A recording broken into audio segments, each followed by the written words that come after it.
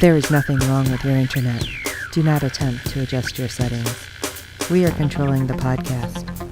We control the squealing and the screams. We can make your heart flutter, your eyes blur from tears, or sharpen your mind to crystal clarity. For the next hour, sit back. We are in control of what you hear.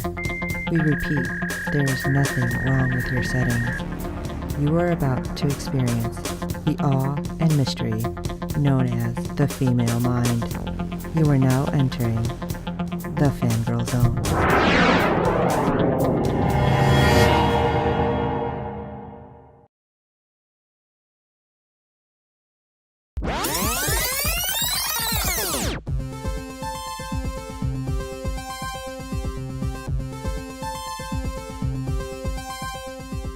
We are here with Mr. Terry Brooks, who's the writer of the Shannara Chronicles, which I've been told I'm saying wrong. No, you're not. We've decided, because it's been a matter of debate for so many years, that if you talk about the book, it's Shannara. See, I almost said it wrong. It's the Shannara Chronicles. If you're talking about the TV show, then it's Shannara. And you know, we had this argument at the beginning too, and they said it's like this, and I said, no, that's not how you say it. And they said, how do your fans say it? And I said, well, they say Shannara. They said, there you go. End of discussion. Well, True. That actually makes me feel a little better that I haven't been Yeah, saying I know. Because we're like the Shannara. I don't know, I've given up. Yeah, you know, I've had it called everything. I think the best thing you can do with something like this is what I did years ago, which is say, you pronounce it the way you want to. Every reader should say it the way that they feel comfortable with and not worry about how I say it. It's really not important how I say it. You can say blue for all we know. Yeah, right. Yeah, it's true. You know, when somebody buys a book, it becomes theirs. And they should make it theirs. And they shouldn't have to look to the author to have them explain how it works or what it does or how you say the words or anything like that. I just don't believe in that. I think that it's a personal experience. Reading is a personal experience. And that's the way it ought to be. Well, I'm a huge book lover, and I was just starting to get into this before this was announced.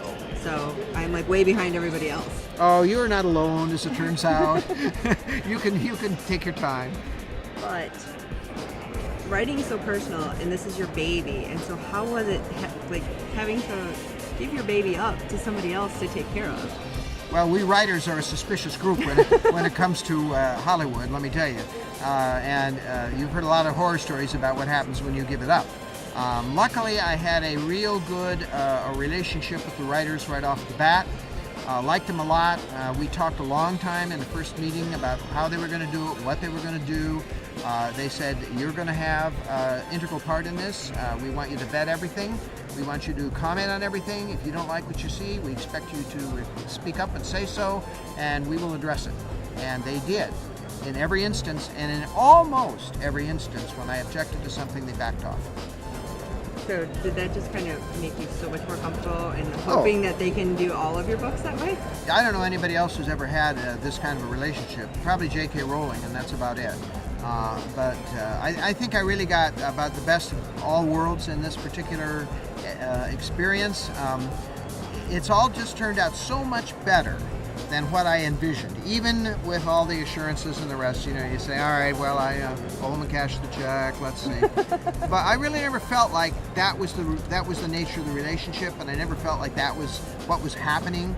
Because you can kind of follow the progress as it goes. You see an episode here, you see a new script over there, you're commenting, you're getting feedback and so forth. And you know when you're integrally involved in things and when you're not. And in this case, there was no question that I was involved all the way along. If it goes south, you know, it's on me. Oh, I thought you were going to say, no, it's on them. No, I wouldn't say that. It's not on them. Okay, and did you have a chance to watch all of it yet? Yes. Okay, and what was your favorite, basically, part that they brought to life? Well, I think the answer I've given that feels the most right is the scope of the story that they've captured. You know, it's a big, sweeping, epic fantasy story, and it doesn't work if it's somehow minimalized in a way that feels like you're in a closet. And they managed to capture that feel of a big, war-torn, destroyed country with a new generation of people growing up in it, and they were very set intent, particularly MTV, on connecting it to this world, which I didn't do until about 12 books in. But they they did that, and I thought they did an excellent job of making it feel like it's the way this country could be if everything went south, which sometimes I feel like daily is happening. But there you go. Oh my god. And other than the pilot, because you want everybody to watch it, what is the one episode that you are emailing friends and family and saying, you have to watch this one? I don't have a strong feeling about any one episode, and maybe that's a good thing. I have felt like there are great strong points in every episode, things that I would like to watch again. I haven't looked at it for a while now, so it'll be more fresh when I see it this time around. And I feel like at this point I can say, you should just watch them all, because there's going to be high points that you're going to find amazing cinematically, story-wise in each of the episodes. Obviously, in this book, the ending is everything. Everybody talks about the ending. It's a fan favorite because of the ending. So I think the last episode will prove to be wonderful and satisfying to the readers as well as to the newcomers. I guess that'd be my general answer on that one. Are you working on anything new that you can talk about? I'm a writer. I'm always working on something new. I'm actually writing the end of the series. I'm 25, 26 books in, so I'm doing a 3-book conclusion to the whole thing.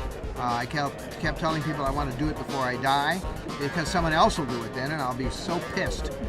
So I'm working very hard to get it done, and then I'll put it aside, and I will go back and write some other things in Shannara, but So I'm doing that, and also I'm involved in a movie called Magic Kingdom for Sale that's being made over at Warner Brothers, hopefully soon as they get the script they want, with Steve Carell.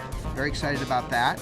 And I've got several new projects on the table, one of which is a near future story about a country that's divided into groups, territories, that I think people will enjoy. It has to do with defining humanity. I got a cat and a girl story. Everyone should have one of those. So I'll be working on that. I'm about halfway done. So, writers always have new projects. Okay. Thank you so much for your time. You're welcome. Nice to be you.